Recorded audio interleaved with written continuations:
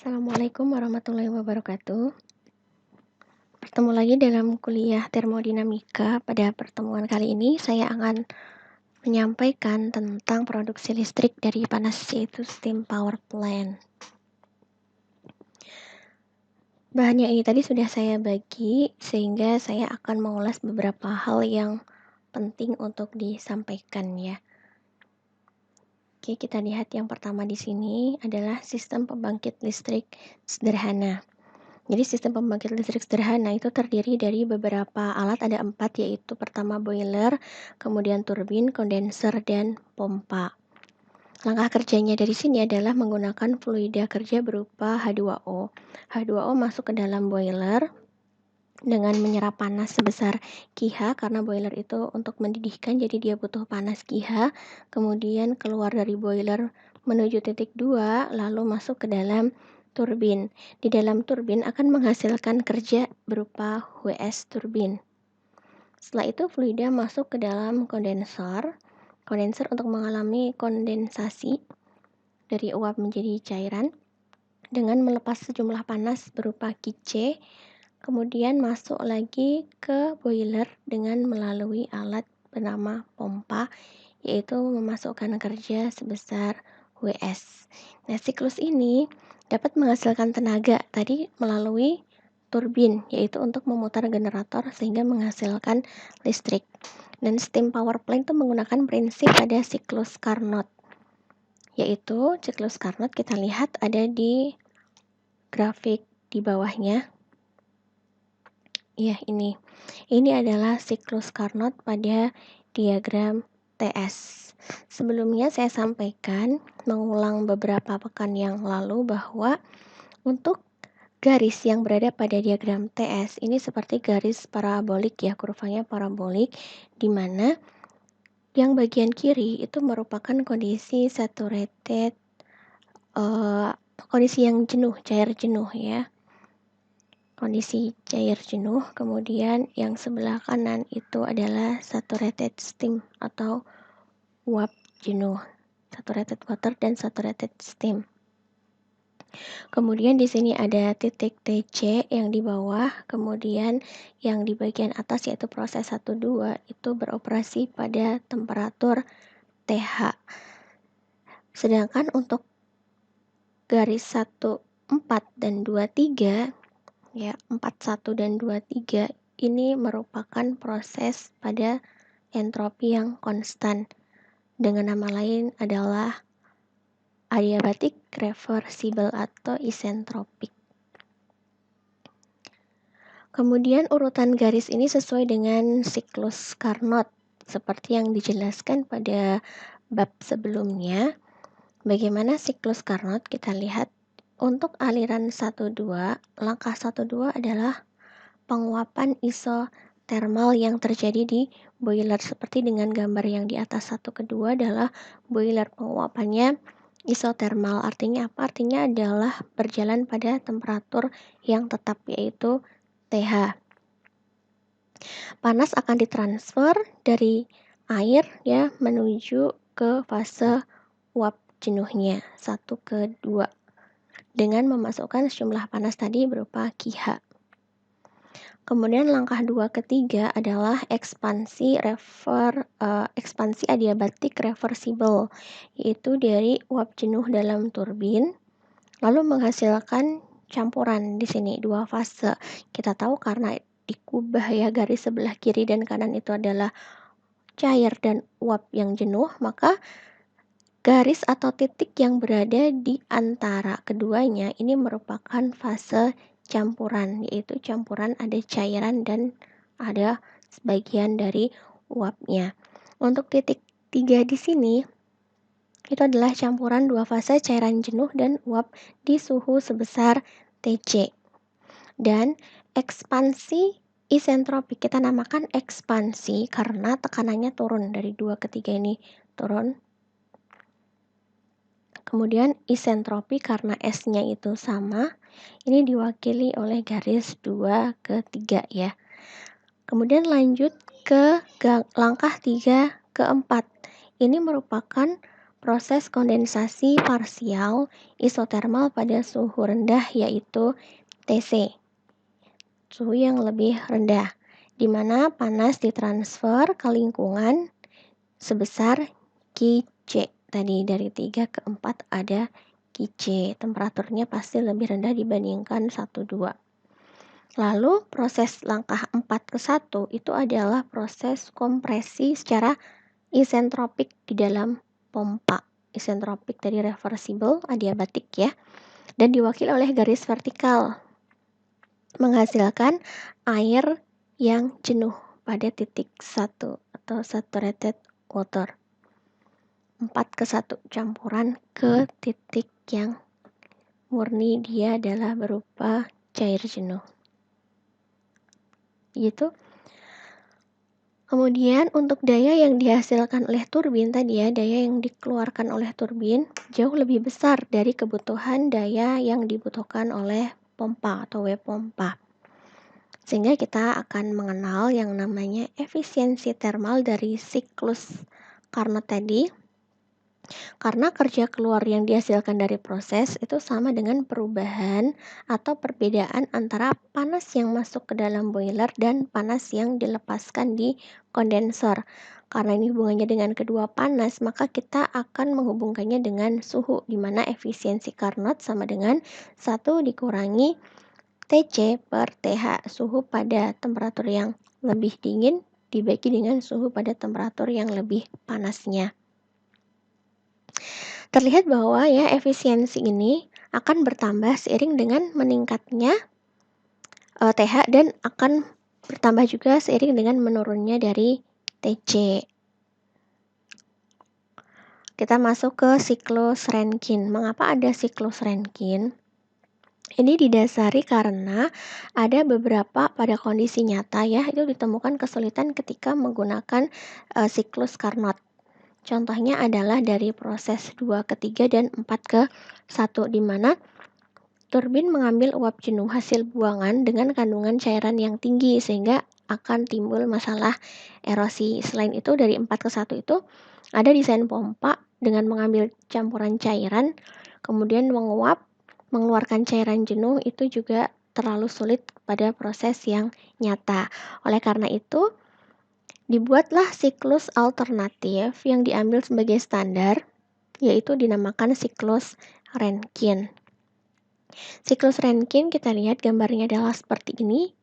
Yang berbeda adalah dari langkah 1, 2 dan langkah 3 ke 4. Sama-sama diagram TS. Ini saya perlihatkan antara Carnot dengan Rankine. Terlihat ya Carnot dengan Rankine. Bedanya hanya di proses 1, 2. Kalau tadi di siklus Carnot 1 ke 2 itu berawal dari cair jenuh ke uap jenuh, maka untuk siklus Rankine cairan itu berupa kondisi subcooled atau cair dingin ke titik 2, artinya adalah melewati batas jenuhnya atau disebut sebagai super saturated steam atau uap lewat jenuhnya di langkah 1 ke 2. Kemudian perbedaan selanjutnya adalah 3 ke 4. Kita lihat untuk di siklus Carnot fasenya 3 ke 4 berarti 3 ke 4 tadi kondensasi ya, kondenser. Di kondensasinya tidak sampai ke cair, ke campuran, tetapi dia dilewatkan hingga mencapai kondisi jenuhnya di titik 4. Sama-sama dari titik 3, yaitu tadi apa? Berupa campuran cair uap, kemudian dibawa ke titik 4. Titik 4-nya yang berbeda. Ini adalah perbedaan dari siklus Carnot yang disempurnakan menjadi siklus Rankine sesuai dengan kondisi yang nyata. Kemudian kita lanjutkan ya.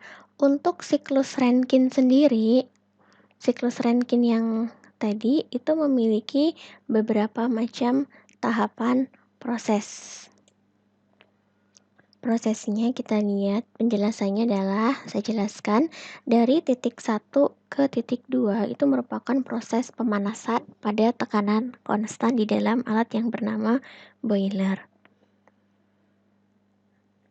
Garis yang ini merupakan garis isobarik di mana tekanannya itu pasti konstan dan terdiri dari 3 bagian ya. Yang pertama adalah pemanasan cairan yang didinginkan ke suhu jenuhnya ke sini, kemudian dilanjutkan dengan penguapan pada suhu dan tekanan konstan, serta superheating uap ke suhu yang jauh di atas titik jenuhnya.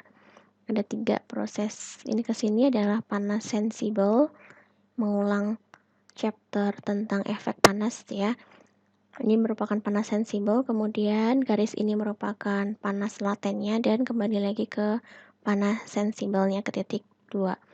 Lalu 2 ketiga adalah ekspansi uap adiabatik isentropik yang dapat balik ke dalam turbin, yaitu ke tekanan kondensernya di titik 3. Langkah proses ini menghasilkan uap basah atau di campuran tadi ya. Nah, kita lihat kemudian di titik 3 ke 4 itu prosesnya juga pada tekanan yang konstan, menghasilkan cairan jenuh pada titik 4.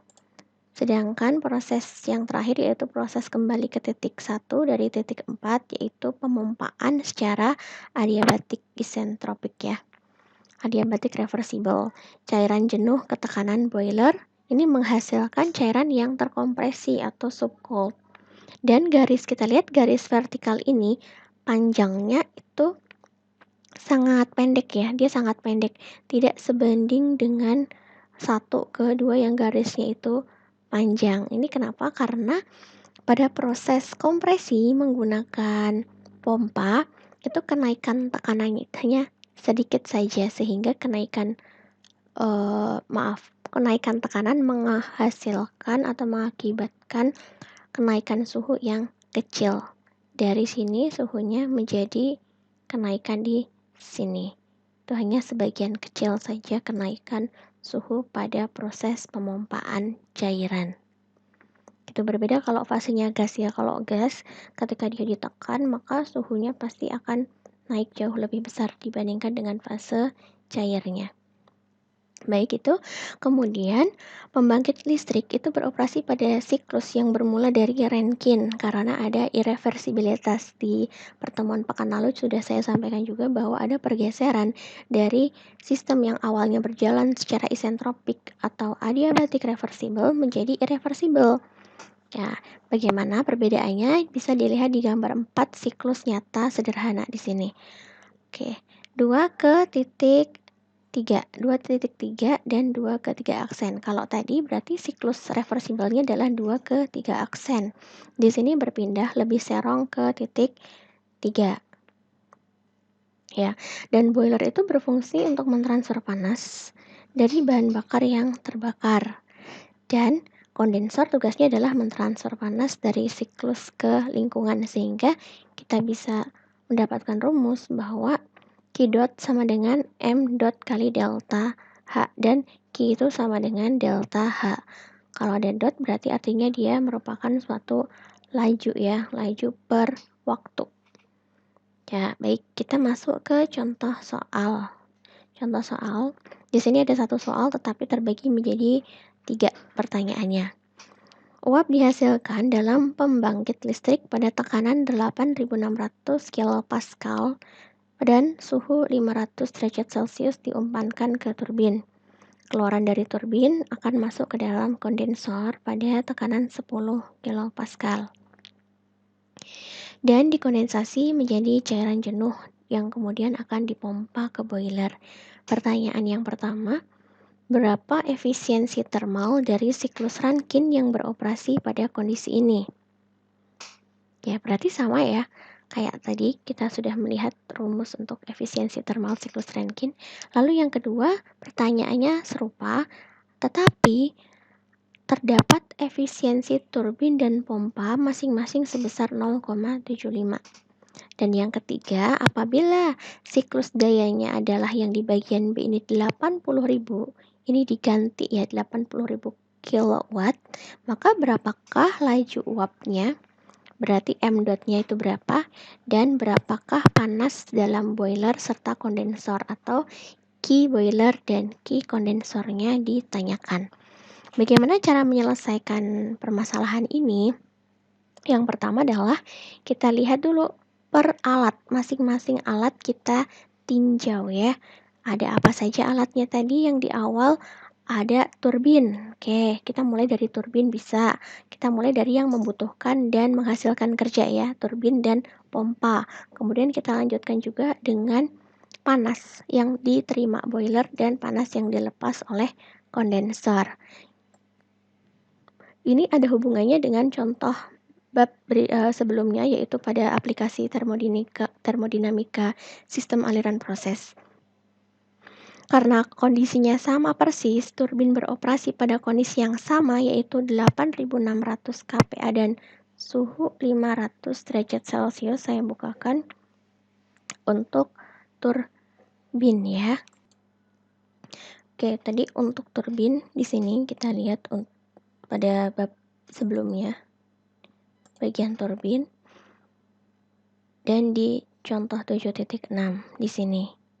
Maka kita dapatkan nilai dari delta H-nya, yaitu delta HS ya, sama dengan sekian, minus 1274,2. Oke, sama kita masukkan ke dalam sini, dan WS isentropik atau W yang dihasilkan oleh turbin itu sama dengan delta HS-nya, sama sekian. Kemudian setelah ini kita akan mencari entalpi. Sebenarnya bukan entalpi, kita mau cari key kondensor ya, key kondensor. Key kondensor kalau tadi dilihat, kondensor itu berada di bagian 3 ke 4. Berarti kita harus mengetahui nilai dari key 3 dan key 4. Kita balik lagi ke sini, key 3 dan key 4. Nah, kalau key 3 dan key 4 berarti kan harus tahu juga entalpinya ya, H3 dan H4. Maksud saya H3 dan H4. H3 merupakan proses yang sama, entalpi di akhir proses ekspansi H2 aksen pada contoh yang sebelumnya itu merupakan nilai dari H3. Nah, ini H2 aksen di sini itu adalah nilai dari H3 di contoh soal yang sekarang, H3 aksen. Nih. Kemudian baru kita cari nilai H4. H4 kondisi titik 4 adalah titik masuk ke dalam pompa ya. Diketahui di soal, masuk ke pompanya adalah berapa? Masuk ke pompa atau keluaran dari turbin, keluaran dari turbin memasuki kondensor pada 10 kPa. Nah, ini kan sama ya, kondensor titik 3 dan 4 tadi tekanannya kan sama, yaitu 10 kPa. Entalpi cair jenuh pada 10 kPa bisa dilihat pada steam tabel. Kita lihat di steam tabel pada pada tekanan 10 kPa, maka tekanan atau suhu jenuhnya adalah ini 10 kPa, maka suhu jenuhnya adalah 45,83.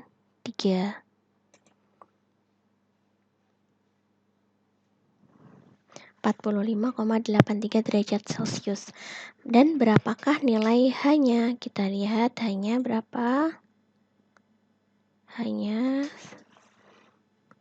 Nah, ini ya, pada kondisi saturated liquid nilai H-nya adalah 191,832. 191,8 kJ per kilogram, sehingga kita bisa menghitung key kondensor sama dengan H4 dikurangi H3 aksennya. Ini dikurangin ini sama dengan minus 1925,6 kJ per kilogram. Dan tanda negatif ini menunjukkan bahwa aliran panasnya itu keluar dari sistem. Ya, kondensor tadi kan dia melepas panas, jadinya negatif tandanya ya. Oke, turbin sudah dihitung, kemudian kondensor dihitung. Selanjutnya kita akan menghitung W pompa. W pompa ini juga ada di contoh bab sebelumnya. Kita lihat untuk pompa di bab sebelumnya W-nya berapa.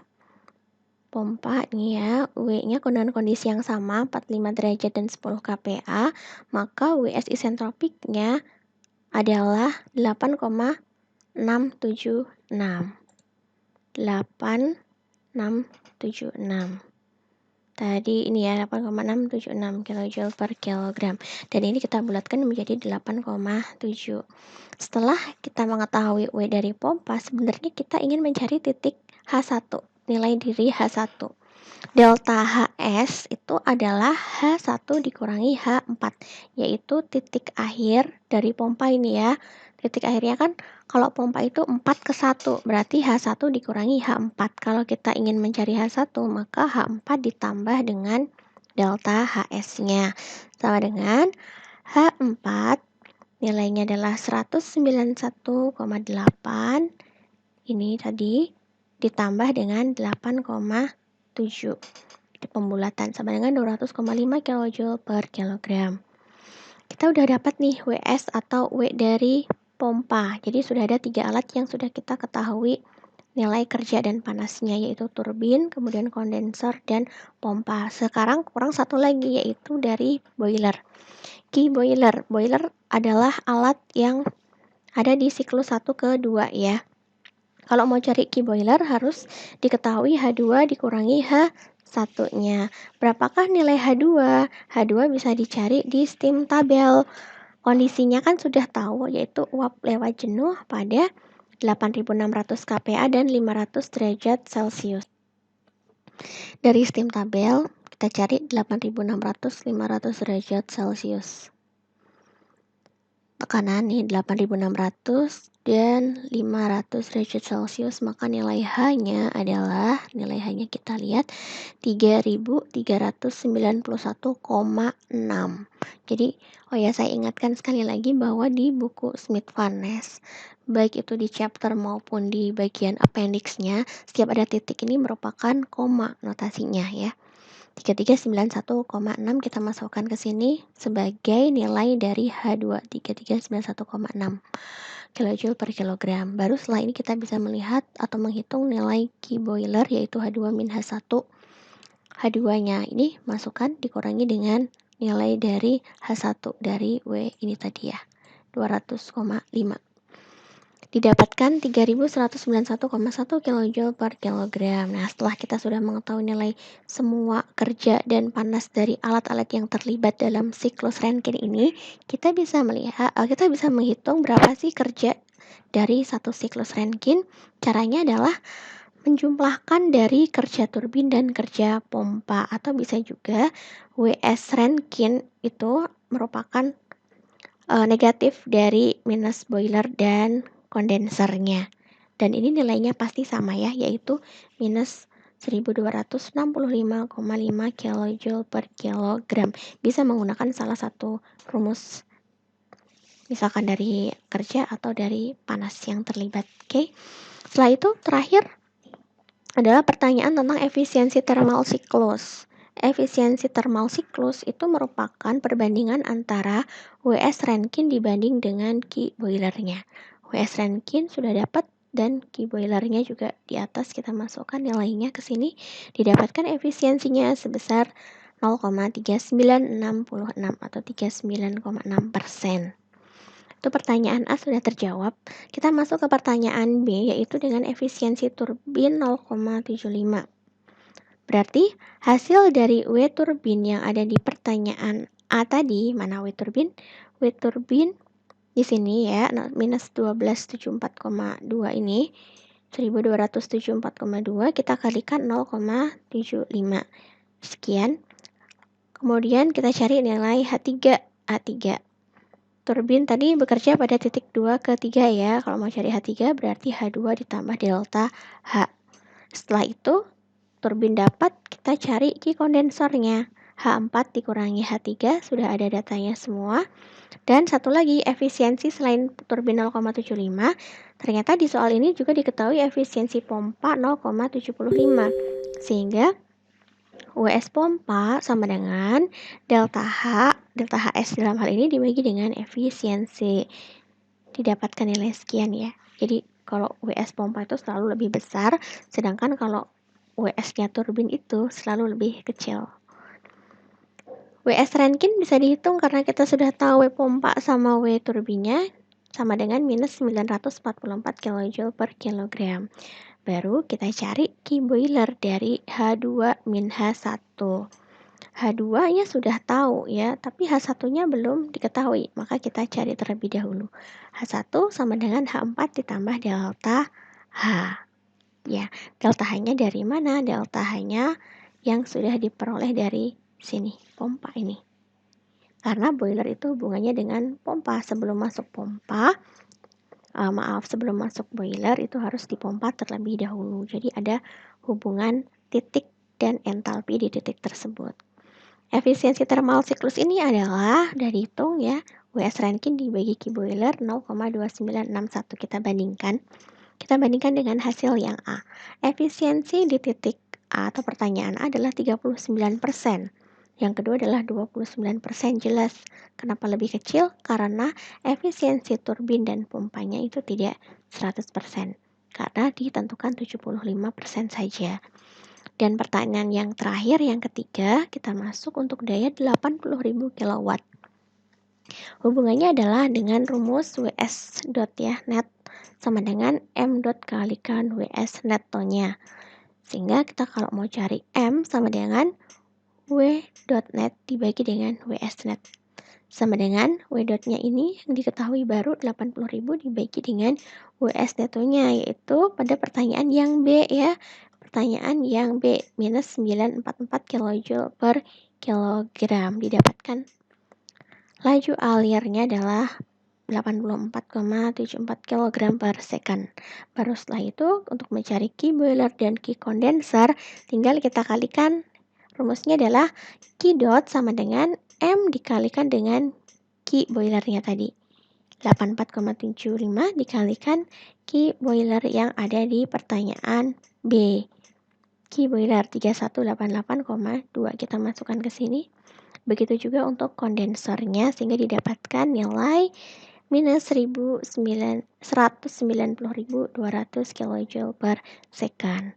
Baik, ini contoh soal dari saya pada pertemuan kali ini. Semoga bermanfaat. Wassalamualaikum warahmatullahi wabarakatuh.